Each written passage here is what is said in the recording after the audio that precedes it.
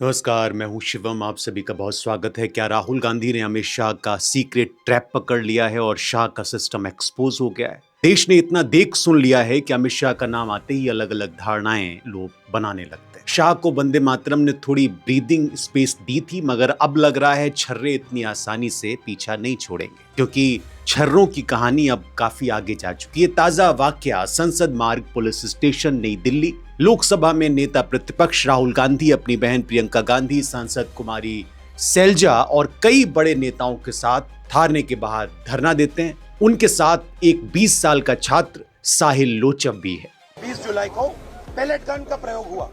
उसका सबूत क्या है? सबूत ये है, देखिए, ये है पैलेट्स, देख लीजिए इनको अच्छी तरह देख लीजिए। ये देखिए, ये है पैलेट्स। ये कहां से आए? ये इनके शरीर से आए। दिखाओ, ये इनके यहाँ लगे छर्रे, 200 छर्रे इनके शरीर के अंदर है, 3 छर्रे इनकी आंख में है। वो फाइल दिखाओ। ये है एम्स की रिपोर्ट, लेडी हार्डिंग की रिपोर्ट, जिसमें साफ लिखा है कि इनको एम्स की एरी, जिसमें साफ लिखा है कि इनके शरीर में 200 से ज्यादा छर्रे हैं, आंख में 3 छर्रे हैं, आंख इनकी खो गई है, उस आंख से वो नहीं देख पाएंगे, और इनके दिल के पास, बिल्कुल दिल के पास छर्रे हैं जो छुए नहीं जा सकते हैं। दिल्ली पुलिस ने कहा कि हमने छर्रे नहीं चलाए। तो एक ही सवाल है, अगर आपने नहीं चलाए तो किसी ने तो ये छर्रे चलाए होंगे। शायद किसी और ने इन पर छर्रे चला दिए, और अगर किसी और ने नहीं चलाए तो पता नहीं, शायद इन्होंने छर्रे चला दिए। बीजेपी के रविशंकर प्रसाद प्रेस कॉन्फ्रेंस करते हैं और कहते हैं कि कांग्रेस ये सब वंदे मातरम विवाद से ध्यान भटकाने के लिए कर रही है। लेकिन आज हम उस पॉलिटिकल शोर को म्यूट करते हैं जो आप लगातार सुन रहे हैं। हम डिकोड करेंगे शाह ऑपरेटिंग सिस्टम को। हम बात करेंगे कि कैसे 20 जुलाई की पैलेट गन घटना कोई एक्सीडेंट नहीं, बल्कि उस इंस्टीट्यूशनल चेन का सीधा परिणाम है जिसकी आखिरी पॉलिटिकल जिम्मेदारी सीधे देश के गृह मंत्री अमित शाह तक जाती है। आपको आरटीआई भी दिखाऊंगा एक, जो दिल्ली पुलिस के डेटा कवर अप का पर्दाफाश करती है। साहिल लोचव और पैलेट गन्स के इस इकोसिस्टम को समझने के लिए आपको दिल्ली से करीब 1000 किलोमीटर दूर और करीब 20 साल पीछे जाना होगा।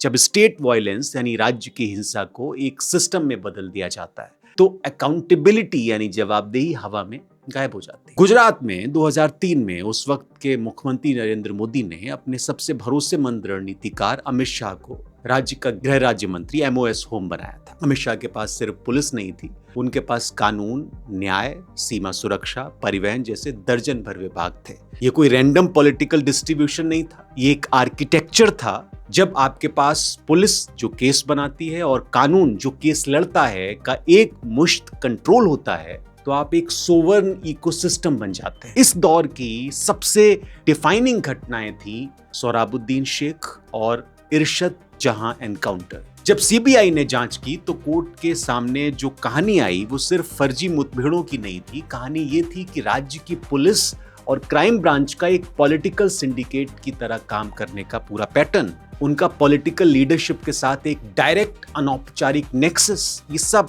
पता चला। हालांकि बाद में कोर्ट्स ने सबूतों के अभाव में अमित शाह और टॉप पुलिस अफसरों को डिस्चार्ज कर दिया। सरकार ने इसे कांग्रेस का विच हंट बताया, लेकिन लीगल डिस्चार्ज और सिस्टमिक ब्लूप्रिंट दो अलग अलग चीजें हैं। उस दौर में एक बात साबित कर दी गई, पुलिस सिर्फ लॉ एंड ऑर्डर मेंटेन करने वाली एजेंसी नहीं है, वो पॉलिटिकल नैरेटिव को शेप करने वाला और विरोधियों को न्यूट्रलाइज करने वाला सबसे बड़ा टूल है। और अब यही मॉडल, यही ब्लूप्रिंट दिल्ली में इंस्टॉल हो चुका है। 2019 में अमित शाह देश के गृह मंत्री बनते हैं और इसके बाद ही दिल्ली पुलिस सीधे उनके कंट्रोल या उनके रडार पर आती है।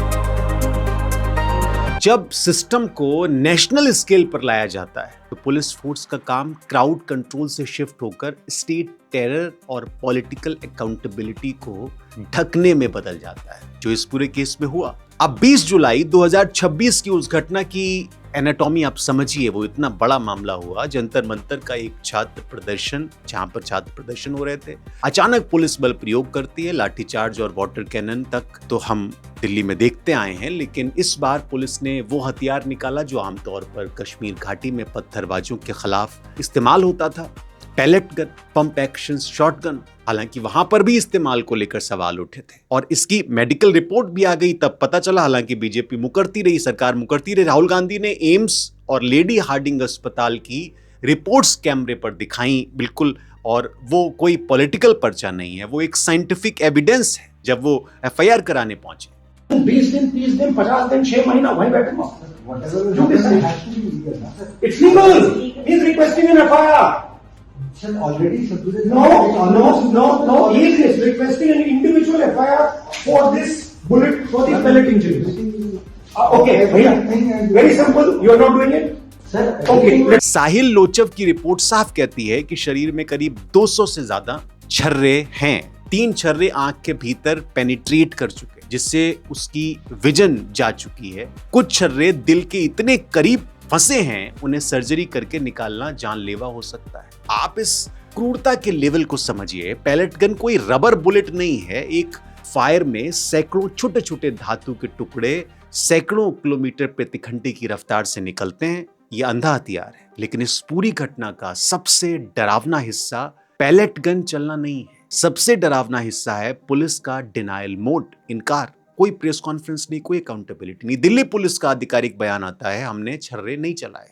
राहुल गांधी संसद मार्ग थाने में इसी सिस्टमिक झूठ को एक्सपोज करने पहुंच जाते हैं और कर रहे हैं। अगर पुलिस ने नहीं चलाए तो राजधानी के हाई सिक्योरिटी जोन में पैलेट गन कौन लेकर आया? क्या थर्ड पार्टी मिलिशिया वहां मौजूद थी, या पुलिस सीधे तौर पर संसद और देश से झूठ बोल रही है? कांग्रेस का ऑफिशियल ट्वीट सीधा आरोप लगाता है, अमित शाह ने देश के बच्चों पर पैलेट गन चलवाई। जब भी कोई स्टेट अपनी मशीनरी का दुरुपयोग करता है तो वो सबसे पहले डेटा को मिटाता है। साकेत गोखले एमपी हैं, तृणमूल के पूर्व सांसद। इस पैलेट गन घटना को लेकर जो उन्होंने आरटीआई फाइल की, जो जानकारी सामने आई, वो सरकार के दावों की धज्जियां उड़ाती। गोखले की आरटीआई कहती है कि पैलेट गन से घायल होने वालों की संख्या सिर्फ साहिल तक सीमित नहीं है। अस्पतालों के रिकॉर्ड्स बताते हैं कि कम से कम 10 लोग कंफर्म रूप से पैलेट इंजरी का शिकार हुए। ये आरटीआई में आया और ये सोशल मीडिया पर वायरल रहा। बताती है कि 9 लोग लेडी हार्डिंग अस्पताल पहुंचे,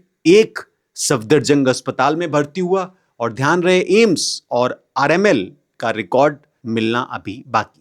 साकेत गोखले का बयान आप सुनिए। वो कहते हैं, मैं कोट कर रहा हूं, कि ये कैसा लोकतंत्र है जहां पुलिस पैलेट गन का इस्तेमाल करती है, इसके बारे में झूठ बोलती है और सवाल किए जाने पर घायलों की संख्या बताने से इनकार करती है। यहीं पर हमें समझ आता है कि साहिल की शिकायत पर एफआईआर क्यों नहीं लिखी जा रही थी।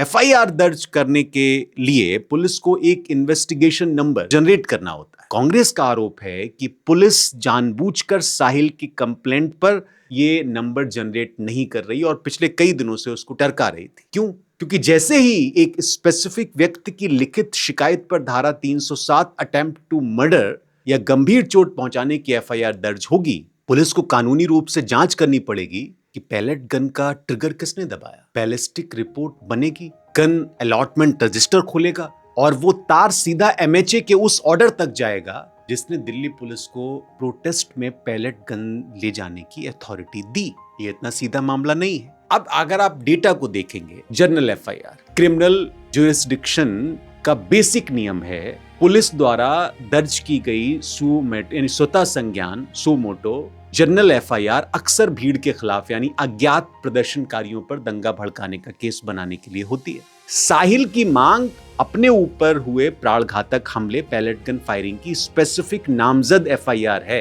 एक जनरल एफआईआर में राज्य कभी खुद को कटघरे में खड़ा नहीं करता। इसमें है जो एफआईआर राहुल गांधी करा रहे हैं। एक हाई पावर्ड कमेटी साक्ष्य इकट्ठा कर सकती है, रिपोर्ट दे सकती है, लेकिन वो क्रिमिनल जस्टिस सिस्टम का विकल्प नहीं। कमेटी की जांच में सालों लगते हैं और तब तक पब्लिक मेमोरी फेड हो जाती है। राहुल गांधी को कमेटी नहीं, क्रिमिनल प्रोसीडिंग की शुरुआत चाहिए जो पुलिस अधिकारी को तुरंत अकाउंटेबल बनाए। आप सोचिए कि एक 20 साल के लड़के के दिल और आंख में 200 लोहे के छर्रे घुस जाते हैं। एक सांसद अस्पताल का डेटा मांग रहा है और सत्ताधारी दल का राष्ट्रीय प्रवक्ता जवाब में। ये कोई इलॉजिकल स्टेटमेंट नहीं है, ये एक सोची समझी साइकोलॉजिकल रणनीति है। शाह के ऑपरेटिंग सिस्टम में जब भी एडमिनिस्ट्रेटिव वायलेंस यानी प्रशासनिक हिंसा एक्सपोज होती है तो उसे तुरंत एक आइडियोलॉजिकल या नेशनल सिक्योरिटी डिबेट से रिप्लेस कर दिया जाता है, ताकि टीवी डिबेट्स पैलेट गन पर नहीं बल्कि वंदे मातरम की सम्मान पर बात कर, जो कि कर रही थी। राहुल गांधी का संसद मार्ग थाने में बैठना कोई रैंडम पॉलिटिकल स्टंट नहीं है।